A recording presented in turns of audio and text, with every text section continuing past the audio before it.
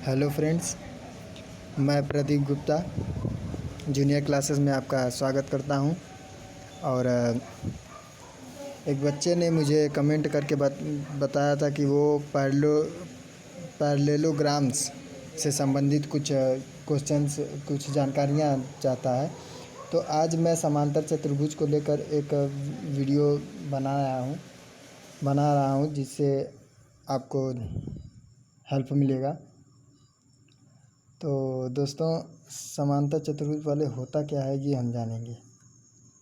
समांतर चतुर्भुज में पहली बात आती है समांतर की। समांतर क्या चीज़ होता है? तो दोस्तों, यदि हमारे पास दो रेखाएं हैं और ये रेखाएं आगे, हम दोनों रेखाओं को आगे बढ़ाते जाएं, कितना आगे बढ़ाते जाएं, ये कहीं भी काटे नहीं। यानी एक दूसरे को, जैसे मान लीजिए ये हम आगे बढ़ाएं और ये जा कर के कहीं भी इस तरीके से काटे नहीं। तो जो इस प्रकार के काटे नहीं, इस प्रकार के जो रेखाएं होंगी वो जो है समांतर होंगी। एग्जाम्पल यानी उदाहरण के लिए ले लेते हैं। तो उदाहरण या फिर एग्जाम्पल जिसे हम इंग्लिश में कहते हैं, एग्जाम्पल के लिए ले लेते हैं तो रेल की पटरी। जी हाँ दोस्तों, रेल की पटरी ऐसी होती है कि आप देखेंगे तो उसे मतलब उस दो पटरियाँ होती हैं और दोनों एक साथ आगे बढ़ती जाती हैं और वो कहीं भी एक दूसरे को काटती नहीं है। वो चीज़ होती है समांतर। अब बात आती है चतुर्भुज की।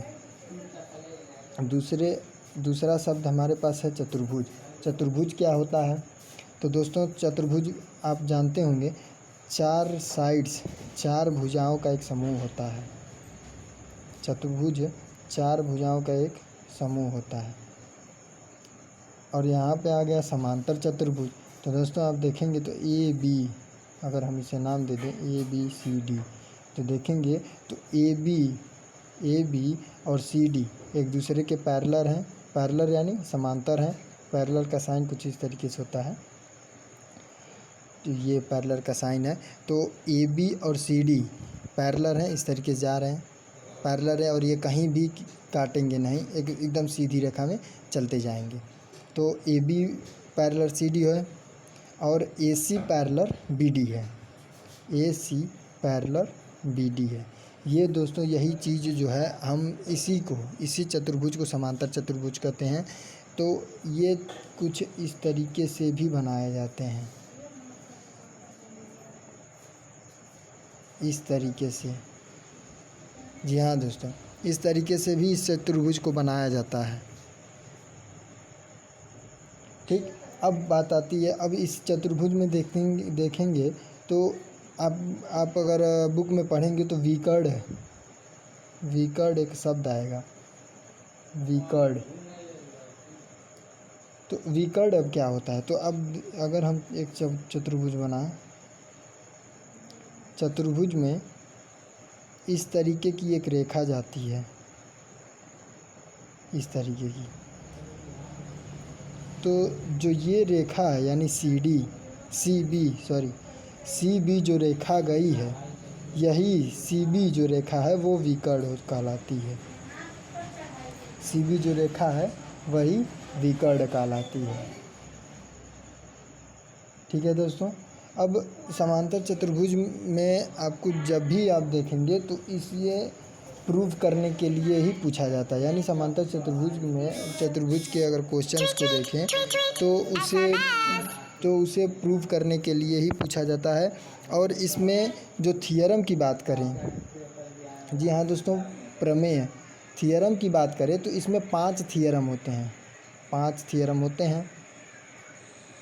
5 थियरम हिंदी में प्रमेय कहते हैं। तो दोस्तों, इसमें 5 थियरम होते हैं। आपके बुक्स में वो 5 थियरम दिए होंगे। आप उन 5 थियरम को अच्छे से पढ़ लीजिए, तैयार कर लीजिए। और मैं पूरी कोशिश करूँगा कि अगला जो वीडियो आएगा वो प्रमेय के हिसाब से ही, यानी 5 प्रमेय को हम अगर हमें समय मिलता है तो हम उसे जो है उस पर भी एक वीडियो बनाएंगे और 5 थियरम पर बनाएंगे। और आपको थ्योरम के हिसाब से समझाएंगे। लेकिन उससे पहले आपको समझने के लिए हम कुछ बातें बता देते हैं। तो जब आप प्रमेय पढ़ेंगे तो प्रमेय में 4 स्टेप में इसको सॉल्व किया जाएगा। यहाँ दोस्तों इसको 4 स्टेप्स में सॉल्व किया जाएगा। पहला स्टेप क्या होगा, ज्ञात है। हिंदी वाले ध्यान देंगे, इसमें ज्ञात है यानी गिवन डाटा।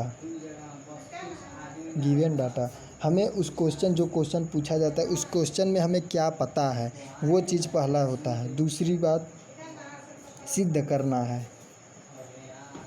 सिद्ध करना है, क्या चीज़ हमें सिद्ध करना है, ये चीज़ ध्यान देना है, यानी प्रूव्ड।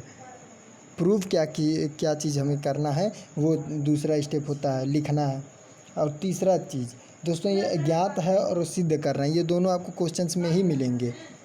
ज्ञात है और सिद्ध करना है, ये दोनों आपको क्वेश्चन में ही मिलेंगे। लेकिन अब जो तीसरा स्टेप है वो होता है उपपत्ति। हिंदी वाले ध्यान दें, उपपत्ति।